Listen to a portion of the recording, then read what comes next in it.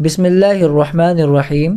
یہ پیج ہے دارالفتاء جامعۃ العلوم الاسلامیہ کا۔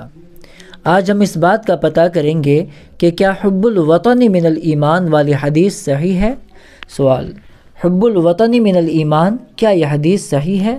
جواب: حب الوطن من الایمان یعنی وطن سے محبت ایمان کا جز ہے۔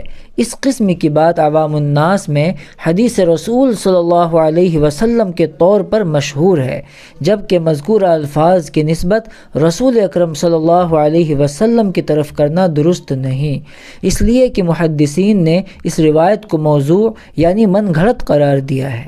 البتہ محدثین میں سے علامہ سخاوی رحمہ اللہ مذکورہ روایت کے معنی کو صحیح قرار دیتے ہوئے فرماتے ہیں، روایت اگرچہ صحیح نہیں لیکن اس کا معنی درست ہے، جبکہ دیگر محدثین نے علامہ سخاوی رحمہ اللہ کے اس قول کو قبول نہیں کیا اور ایمان اور وطن کی محبت کے تلازم کا انکار کیا ہے اور ایمان کے جز ہونے کا انکار کیا ہے۔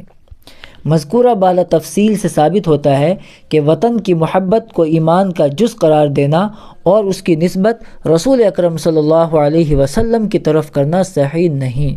البتہ بعض روایات سے وطن کی محبت کا ممدوح ہونا معلوم ہوتا ہے، تاہم ان روایات میں سے کسی بھی وطن کی محبت کا ایمان کا جز ہونا ثابت نہیں ہوتا۔